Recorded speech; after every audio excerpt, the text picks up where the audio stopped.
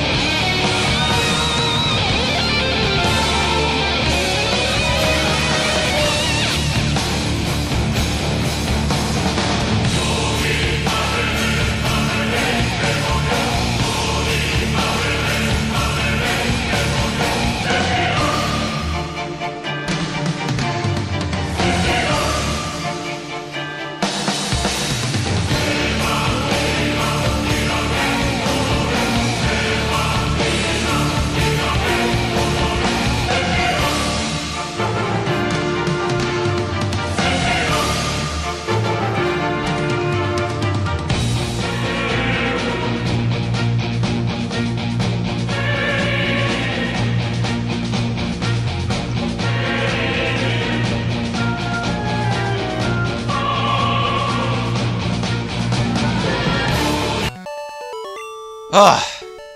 Dear God. I can't stand any more Magikarps. Ugh. It's one big gigantic Magikarp massacre. I can't take this anymore. No more of these fucking Magikarps. Ugh. Fucking Magikarps. Ugh. Yes, that was a 6 Magikarp battle that you just saw, and Game Freak just feels the need to bring, like, you know... Well, it doesn't really happen in every generation, even though there are some trainers in which their entire team consists of Magikarps, but there's usually less than 6. But in some games, there are times where you'll be encountering fishermen with a full team of 6 Magikarps. It actually, well... It actually doesn't happen again until Diamond and Pearl. Well, the entirety of Gen 4 in general, per se. But, like, you know, Gen 4 has a 6 Magikarp battle. Same thing with, Gen 5, only in the post-game, in both Black and White 1 and 2. And it also happens again in X and Y. And yes, it can happen. It's just, why? Why the 6 Magikarps? I can never understand this. Ugh. But anyway, so yes, oh yeah, by the way, Tentacruel is enough of everyone's bullshit. But anyway, yeah. The reason why I'm showing this guy up here, another battle against the cue ball. Very ironic. It's one of the most ironic things you'll run into when you're playing this game, is that you'll be seeing a swimmy cue ball. You'll expect another swimmer, but you're actually battling a cue ball here. Usually it's in the cycling road, but, you know, it's very ironic to encounter a trainer like that. And the reason I'm showing him off is because, like, well, not only because of that, but it's also because, for some reason, this guy does not appear in Fire Red and Leaf Green. He is only exclusive to Gen 1. And that's about it. I'm pretty sure that, well, he's actually replaced by Sis and Bro trainer class in the remakes. But he doesn't appear in those remakes at all for some reason, so that's the reason why I just wanted to show him off. And yes, for one, it is actually one thing in which he doesn't actually appear in the remakes, but it's also because it's the only time that you'll be encountering a cue ball or a roughneck swimming. Gen 1 is the only gen that's like that. There are no other generations besides Fire and Leaf Green to have that kind of occasion. So that's like basically another reason. So anyways, yeah. Server routes suck. Yeah, I really don't have anything interesting to say here at this point. I mean, we're just in surfing routes, and, you know... when it comes to those, there's just really nothing to say about them. And not to mention just the fact that they're pretty dull. I mean, honestly, there. And that's just, you know... That's also just another reason, like, one thing I really don't like about Gen 3 is, you know, the amount of water upon water upon water. Just, it's such a huge drag there. And yes, I know what you guys are thinking. You guys are like, you're just like IGN. You're bashing on Gen 3 because of all the water here. Guys, don't get me wrong here. I don't really hate Gen 3. I mean, you know, granted, I mean, I like Gen 3 just fine. I mean, I really do get a kick out of the first half of the game, at least. Just, you know, like, the first, 6 badges. But once you get to the second half, which is basically just, you know, all the surfing routes, then, yeah, that's where the game starts dragging so much. So, in other words, I'm more just, towards Gen 3. I mean, I don't really hate it. I mean, I like it just fine, but, you know, it's just not my most favorite game because of that. Now, I know it must be very hypocritical of me to say, because, if I really don't like the water routes very much in Pokemon, then you guys would probably think that the same could be said about Wind Waker, because of the amount of water the game has in there. Well, you know, and you know, that could be hypocritical, considering that I actually really do enjoy Wind Waker. And here's the thing, guys. The way I see it, you know, between Pokemon and Zelda, and, well, with Wind Waker in particular, I have actually more of a different taste between those games, because, like, you know how I've always expressed how dull the water routes in Pokemon are? For me, it's actually very different from when I play Wind Waker, from my experiences, because, unlike Pokemon, in Wind Waker, whenever you're going across the sea, it gives you a more adventurous feel. I mean, it doesn't really feel all that dull for me. Well, yeah, sure, granted, most of the islands can probably be that way. Because they're just little islands with just no music, and they, it may feel a little bit dull as well, but, you know, but when you're out in the sea, it still does give you an adventurous feeling. It's like you are out on an adventure. And, yeah, I know, I keep repeating myself like that. I'm sorry about that. I really can't express that enough, basically, but I just have a different taste towards it, other than, unlike with Pokemon. But, you know, that's just me. And, of course, I'm actually kind of, getting ahead of myself here, so... Anyways, here we are at Cinnabar Island. And it's actually, the only kind of, town here that does not have, city in its name, like the other towns. Because its Japanese name actually has town in it, instead of island. But, yeah. But we're on Cinnabar Island, and there are only, well, besides the gym, there are only a couple of places of interest in the island itself. But there's actually not much else. And as you can see here, I'm actually taking out those couple of fossils I've acquired back earlier in this playthrough. And the reason for that is because the one guy that we battled at Mount Moon, he said that there's well, he actually did mention Cinnabar Island, is that there's a lab where they can restore fossils, and that is where that's where we're at right here. We're at this laboratory, and in this lab, well, there's going to be a lot of NPCs that will that will want to trade Pokemon with you, which I will not, and one of them wants me to trade a Raichu. Yeah, and yes, of course, my own Raichu right here, which I will not, because I refuse to give away this Raichu. I love my Raichu. And there's the research and development room. Let's see, what do these guys do? They just talk about Eevee and its evolutions. And yeah, Repel's effect wore off just as soon as I talk to this guy. He just goes and tells you that the Repel's effect wears off. And yeah, this guy right here just gives you Metronome. Well, we already know what that is, because Clefable already knows Metronome. So there's no explanation needed. And there's the testing room. And that, of course, is where you can restore your fossils. Well, not by talking to this guy, another trading guy. Anyway, so talk to this guy. He is Important Doctor. That's what his name is. So, hi there, Important Doctor. I will go ahead and give you the stone fossil, so that way you can resurrect this one, and it will come back to life. So yeah, if you have your fossils, and if you want to restore them, just go ahead and talk to this guy, and he will, and he'll restore your fossils for you.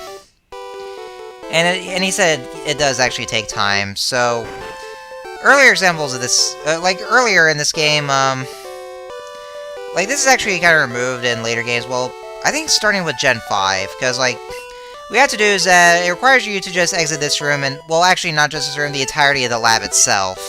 You have to leave the lab first, and then come back in, so that way you can obtain the Pokemon that was already resurrected from the fossil that you had with you.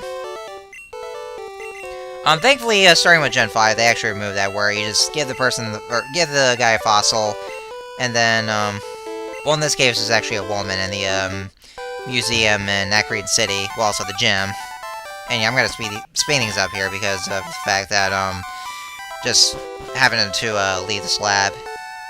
But yeah, just give her the fossil, and then the game just does all for you. Just revive the fossil, and you get your Pokemon. But here, you basically just have to just leave the lab itself, and then come back. So yeah, so when the guy that resurrected the Pokemon by, with the Dome Fossil, that was Kabuto, the shellfish Pokemon, where, yeah, we already know is resurrected from the fossil. So we got Kabuto, and the Pokemon revived from the Old Amber is Aerodactyl. And I'm not sure what much to say about these two Pokemon, because I haven't actually used those Pokemon before.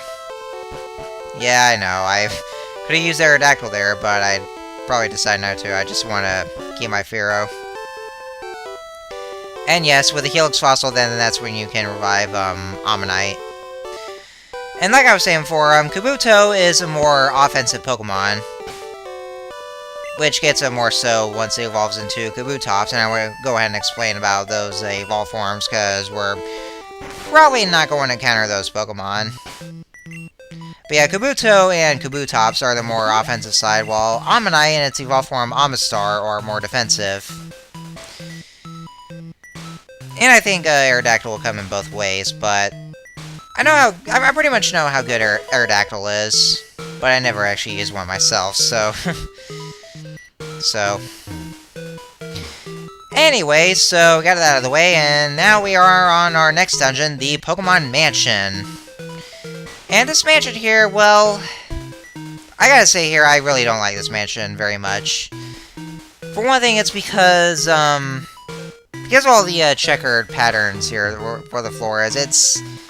It's really just... It's kind of pretty, it's kind of straining to the eyes, I would probably say. It's really just not that great to look at in the eyes, just, you know, just having to walk through with all this checkered pattern here. But the main puzzle here, well, another reason why I'm just not a real big fan of the Pokemon Mansion itself is because it can get pretty confusing at times, especially if you're on your first playthrough and you kind of can't get lost easily. What we have here is that you have these Pokemon statues, which contain switches here for you to open or close the doors. I really love how the dialogue tells you, like, it goes like, hey, it's your switch, you want to press it? And you just select yes, and you go like, who wouldn't? It's like, the game itself knows that, you just kind of think that there could be some suspicious about the statues themselves, when themselves when they have a Sacred Switch, and, you know, when you press it, you go like, why not? I mean, hey, it's not like anything bad could happen to this place, now could it? But yeah, with those, then, yeah, you can just use those to your advantage, just to, open and close those doors. Just to progress through the mansion. And we also have a new trainer class right here. These guys are called the Burglars. And normally, well, for this game only, they'll just specialize in fire types. And yeah, by the way, spoiler alert, the next gym that we're going to be going to is going to be a fire type gym. Well, it was, we were already spoiled with that because it's the sign here, the description for the gym leader is said to be the hot-headed Quizmaster, and yes, hot. They actually use the pun here, hot-headed, because that pretty much gives away a hint in which the gym's specialty for the, which he'll be using fire types. But yeah, for this game only, the Burglars here will be using fire type Pokemon. That's pretty much their only specialty. And I think in Gen 2, which is the only other gen that they'll appear in, they'll be using Poison types. I think they use Poison types in Gen 2. But I can't really remember off the top of my head. And yeah, they actually do give you pretty much a nice little amount of Pokédollars. Well, considering the fact they are burglars. And that also means just, like, you know, not just stealing stuff, but also probably stealing money. Now, another thing about the Pokémon Mansion is that, like, you know, you're going to be running into some of these diaries here, or these documents that are lying around the tables. They'll contain information about a Pokemon called Mew, and you pretty much already know what Mew is from the April Fool's video that I uploaded before. Yeah, sorry guys. They're well, like I said, again, I think I already explained this before, there is still a way for you to obtain Mew in this game, but it's only through glitching. For any other game, it's entirely impossible, since it is a mythical Pokemon. But there's, it actually does give you a bit of some spoilers here and there about some other Pokemon that we'll be running into. Like, it'll just give you information about the Pokemon called Mew. And then for other documents that you'll be reading, there's actually some other Pokemon related to Mew. But in a rather disturbing kind of sense. And you know what? Like, when I was a kid, this music here actually used to creep me out a lot. And I think it still does to this day. And I think it doesn't actually help by the fact that, you know... By the way, the documents here that you're reading aren't just, you know, documents themselves about the Pokemon and the other... Well, that particular Pokemon and Mew. This is actually the very same place where that kind of thing happened. So yeah, the music actually kind of doesn't help much, and it actually does kind of give you some rather cryptic hints about what took place in the Pokemon Mansion, and you know, all that happened. So yeah, if we find all these documents that we'll be running into, then yeah, we'll just have some more info about those Pokemon, and you know, just this very creepy vibe about the Pokemon Mansion. You know, just the backstories and what took place there, and, you know, the very same place in which, you know, that kind of happening. So, anyway, so here's our first encounter with Ninetales, and it is the evolved form of Vulpix, by use of a Firestone. And I believe, it could be seen as a counterpart to Arcanine. Well, oh shit, I just spoiled. Okay, I just spoiled right here. Well, we'll get to, that Pokemon, well... screw it, you already know the name, Arcanine. But, you know... You know what, I actually did, kind of, gave away some of the Pokemon we haven't encountered yet. Such as Mewtwo, and yes, that, from that document that we just read there, apparently, this, new Pokemon called Mewtwo, was apparently created from Mew's genes, from what the document said. Let's read this next one here. Creation of the newly discovered Pokemon Mew. Okay, well that was before the other document. But the other document that was said there was when a Mew gave birth, and that new Pokemon was called Mewtwo. But we'll be giving more info on this. And by the way, that first document that we just read in Pokemon Mansion, it just said that, like, Mew was discovered in South America. And this is actually, here's another hint of early installment weirdness for you guys here. Like, in this game, it actually does, like, make some references to real-world locations. Because later Pokemon games doesn't have any of that. They pretty much, like, you know, remove those entirely. I guess because starting with Unova, where it's based off of New York. And since, like, you know, well, we know how the first 4 regions, well, in the first 4 generations, were based off areas in Japan. And it would seem like, you know, you're actually exploring, well, in the region of Kanto, it's like you're exploring the Kanto region in Japan. So it may seem like that at first. But then starting with Gen 5, then we have Unova, which is actually not a Japan area, but it's in, New York. And the same could be said for, Kalos and Alola, which are based off of, France and Hawaii, respectively. But yeah, that's, actually to the point where, like, they don't even reference, real-world locations anymore. But yeah, a hit of early installment weirdness is that, like, you know, the reference is South America. And not just that, but there are also references to, let's say, Russia. Which is what that scientist said in the Silph Company with the Tixie branch.